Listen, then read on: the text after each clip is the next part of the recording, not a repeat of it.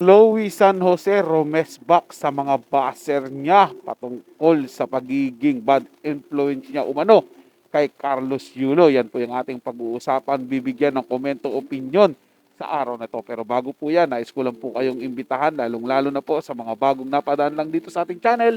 Huwag niyo po sanang kalimutan na mag-subscribe.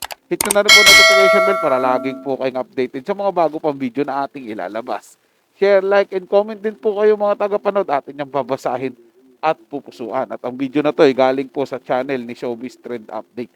Nasa description po yung link na kanyang channel. Bisitahin po at pakisuportahan na rin. Muli po, ako po ang inyong lingkod, Tagapanood TV. At welcome back po dito sa ating YouTube channel at Facebook page. Simulan na po natin ang ating reaction video sa araw na to mga tagapanood. Let's do this! Welcome back sa aking channel. Chloe San Jose niresbakan ang mga bashers na nagsalita ng matalim laban sa kanya, at mga nag-aakusa na gold digger umano siya at itinuturong dahilan kung bakit nasira ang pamilya Yulo. Panuurin at pakinggan ang buong detalye.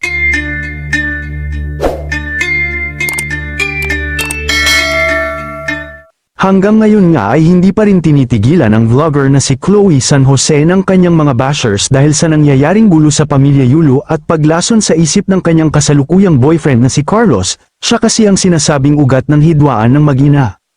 At kung bakit tuluyan ng kinalimutan ni Carlos ang kanyang sariling pamilya, dahil umano sa kanya at pagiging bad influence niya.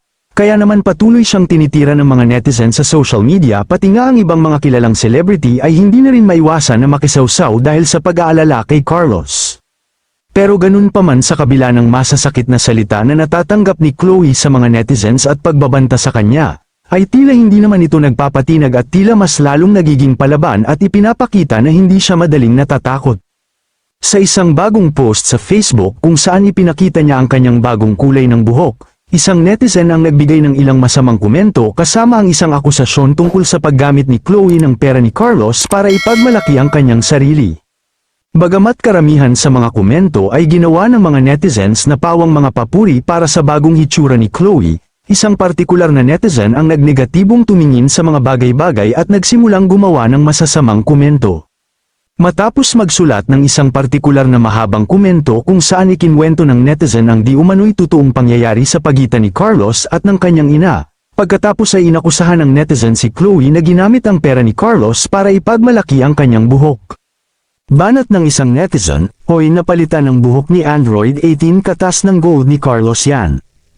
Ani pa ng netizens, dahilan ng pagkasira ng pamilya, haha, gold digger tawag dun, di ka nakakatuwa. Android 18, okay sana pagiging supportive mo, pero kahit ayaw sa'yo ng magulang niya, gawan mo ng paraan maging maayos sila, malay mo yun ang maging dahilan mahalin ka nila.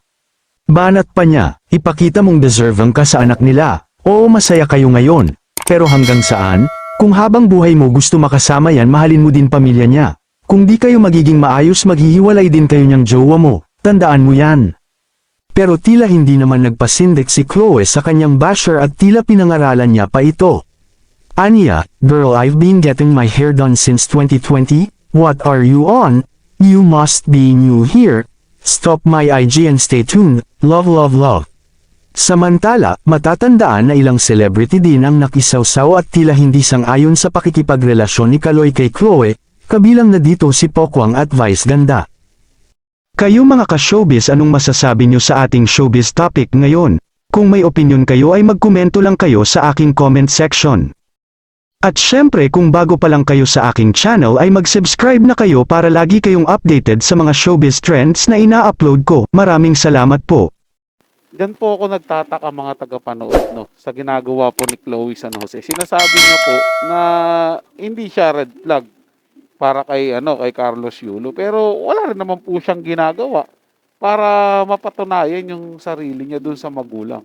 'Di ba po, lagi ko po sinasabi dito sa reaction video ko na dapat po si Chloe San Jose mismo yung manguna para magkaayos yung pamilya ni Carlos Yulo. Si Carlos Yulo tsaka yung nanay niya, mga magulang niya, yung buong pamilya niya po. Di po ba mga tagapanood, siya po gumawa ng paraan para manumbalik po yung kasiyahan, kasiglahan ng pamilya na kasama po si Carlos Yulo.